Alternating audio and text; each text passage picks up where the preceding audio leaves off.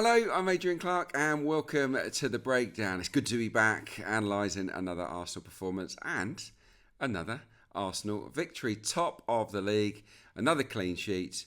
The team are flying. Let's take a closer look now, shall we, at how this particular win at Fulham was achieved. And I think there's only really one place to start, and that's with the best player on the pitch, the difference maker. And that was Bukayo Saka, in my opinion. He was borderline unplayable in the game. I think that Sessegnon at left back couldn't wait for the final whistle. And with good reason, because Saka ripped him to shreds throughout the game. I mean, the numbers are pretty frightening, actually.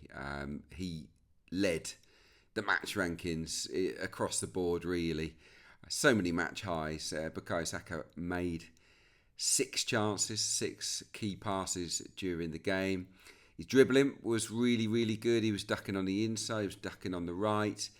He completed 6 of 7 attempted dribbles, which is obviously very, very good. Went past his man, made things happen. Got a lot of the ball. There were a lot of duels in the game for Saka. 21 duels, which is extraordinarily high, actually. He wins 14 of them. Again, no one come close on the pitch to winning more duels than Saka. Interestingly, he won the ball back 3 times more than any other Arsenal player in this game. 9 times he regained possession for the team, Bukayo Saka. So he did his bit defensively as well. He was fouled on 5 occasions. I think one of them was an absolute nailed-on penalty, wasn't it? I mean, I struggle with this one. I really struggle. Why VAR had to look so forensically at it. And then once they look at it, I really don't understand what goes through the thought process. For me, yeah, he does get a little touch on the ball, the defender. There's no doubt about that. Is it Kevin? But the contact is pretty heavy on the knee or the thigh area of Saka before he gets to the ball. He goes through the player to get the ball. And I'm afraid if you go through the player to get the ball, it doesn't matter whether you touch it or not, you fouled the player. It was inside the box. It was a definite penalty. And I just think sometimes these VAR officials just get fixated on something, and they got fixated here on the touch of the ball, ignoring the fact that there's clear contact that knocks Saka over before he gets there. So it should have been a penalty, and no doubt about that.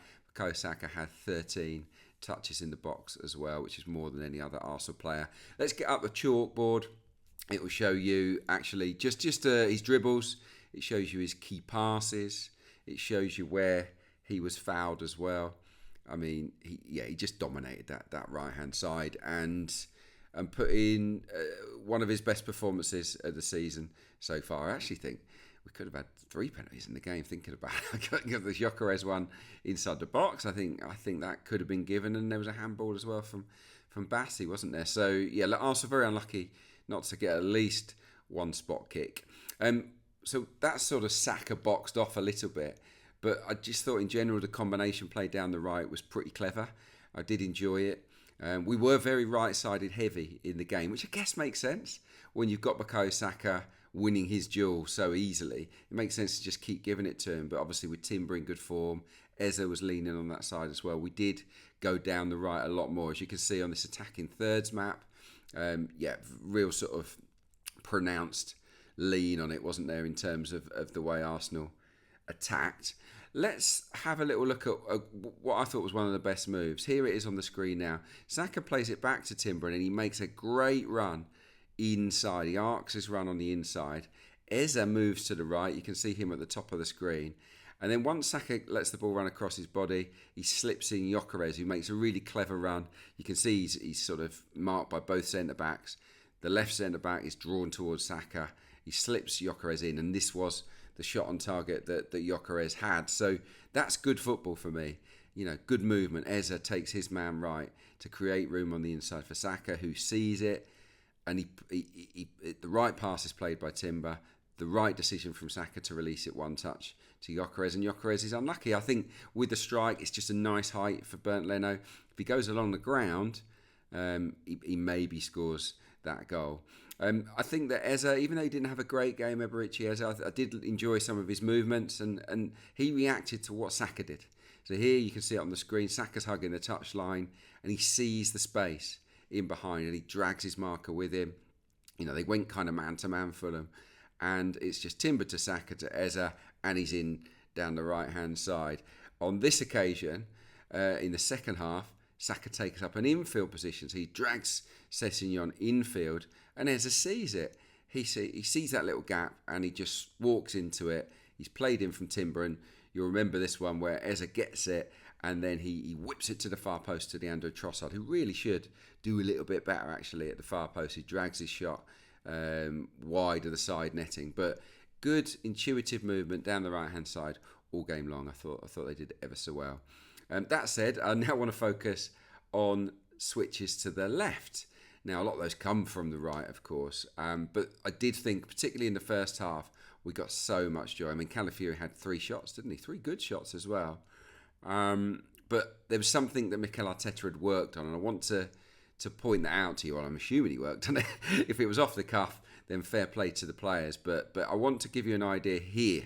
This is it, the switch pass from Timber to Trossard. Look at Calafiori's position, driving in down the centre of the pitch. I think they identified that Harry Wilson didn't really want to track back, so they were creating these 2v1s, and Calafiori was coming on the inside to create that room for Trossard. It's a brilliant switch there, and of course Trossard then slips in Calafiori, who gets goal side of his man. He sticks it in the top corner. Unfortunately, he's a fraction offside, isn't he? But that move, I thought, was absolutely gorgeous, and I think it's a move that we're going to look to use over and over again this season, especially against teams where Calafiori is up against a right winger who really doesn't want to track back, and Harry Wilson was definitely that guy. Here we can see another one. It didn't quite come off in terms of creating a chance here, but you see the switch to Timber, and there he is, Calafiori on the inside, creating that 2v1.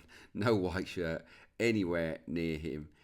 Like I say, nothing came of this, but that's a good tactic. That's a good ploy, and it's one that Arsenal, I think, will use more and more, especially if they get afforded that much space. Now, it doesn't always work, unfortunately. If you're going to push Calafiori on the inside and you're going to go high with him, especially with those sideways passes or those diagonal passes, they might occasionally get cut out. And there was one, and it wasn't a long diagonal. It was just Gabriel trying to find Trossard, with Calafiori making that advance run. And on this occasion, it's brilliantly cut out. The player reads it, anticipates it, leaves Calafiori, intercepts the ball, and then Fulham break on us. And I think it's a 3v2, it's a 3v3 in the end. So we just got to be careful not to overuse it. But if it's on, let's do it. Calafiori, I just thought was terrific, particularly in the first half. This is his first half heat map on the screen. I mean, he is here, there, and everywhere. Second half, much more reserved actually. Didn't push on anywhere near as much, but in the first half, very enterprising. And by the time the final whistle blew, Calafiori had run further than any other Arsenal player in the game as well. 11.7 kilometres for Calafiori, which is pretty good going, isn't it? I think I'm just thinking around other players. Declan Rice, a really powerful performance. I thought he was terrific.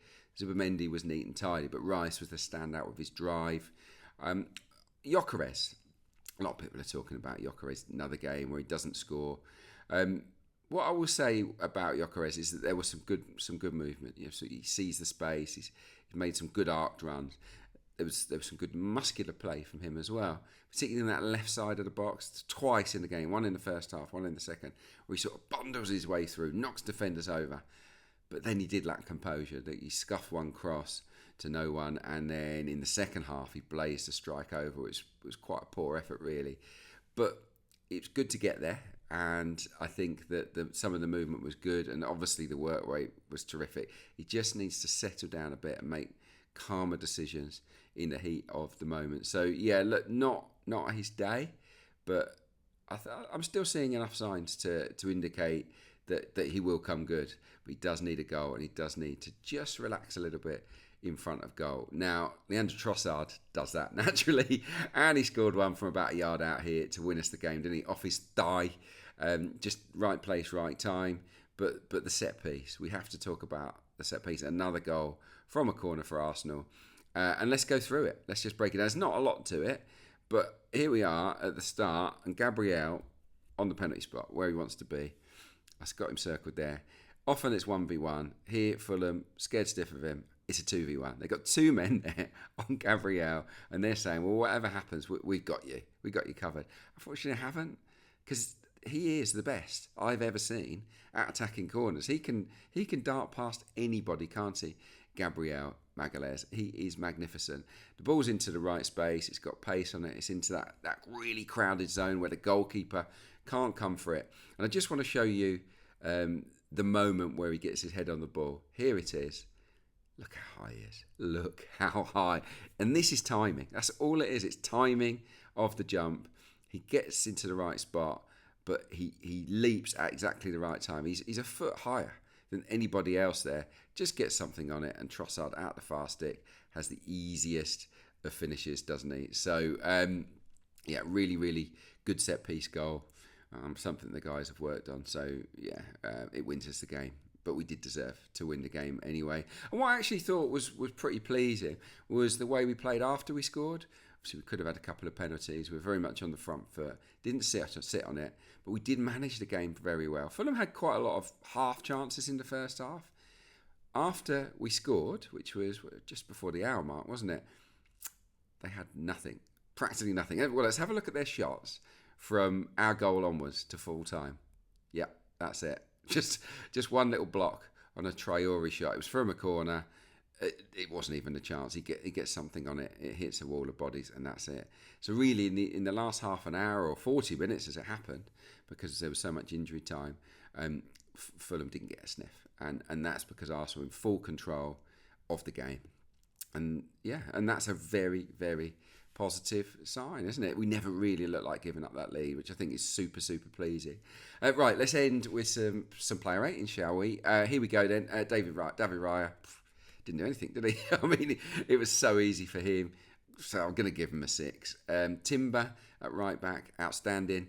Some lovely pieces of composure, some good play on the ball, spins inside as well, rolls his man. Iwobi didn't get anything. 8. It has to be an 8 for Timber. 2 centre-halves, 7 apiece. Handled Raul Jimenez pretty well. Obviously, Gabriel involved in the goal, but yeah, I'm not going to go higher than a 7. Calafiori, mainly for his first half performance, gets an 8 as well. So the fullbacks, once again, really, really prominent players for us. In central midfield, Zubimendi, neat and tidy again, 7. I'm going to go Rice, 8. I really enjoyed his drive. Some excellent pinged long passes as well from Declan, particularly out towards Saka. I think he grew into the game. He got stronger and stronger and stronger. I'm going to give man of the match, or main man, to Bukayo Saka, 9. Eberechi Eze, I was a bit disappointed with his performance. I mean, he wasn't poor at all. And I've highlighted some of his good movement, but he didn't impact the game, did he? He didn't really open up Fulham. He didn't get in the box and have those shooting opportunities. I think he was crowded out a little bit, if truth be told, in that central area. So I'm only going to give Eze a 6 on this occasion. Trossard, 7. He didn't have a brilliant game. I thought he worked hard. And he produced some nice little link-ups with Calafiori down the left and gets himself a goal. So I'm going to give him a 7, just a little bit ahead of Eze. And then up front, Gyokeres, we've discussed him. Can't really go more than a 6 because in those key moments, he didn't quite have that composure. He still hasn't got his balance right. He's not planting those feet as he's getting knocked over a little bit. But I think the runs were good. And I'm seeing signs that the goals are going to start flowing soon. I certainly hope so from his point of view. All the subs, I think, I'm going to give a 6 to. None of them really took the game by the scruff of the neck, but none of them did badly at all. Look, this was another professional Arsenal performance. Really solid. Lots to like about it. And, it was a 1-0 win with a degree of comfort. But for me, Saka was absolutely the star boy in this one. Right, on we roll to Atletico Madrid in midweek. It's going well at the moment.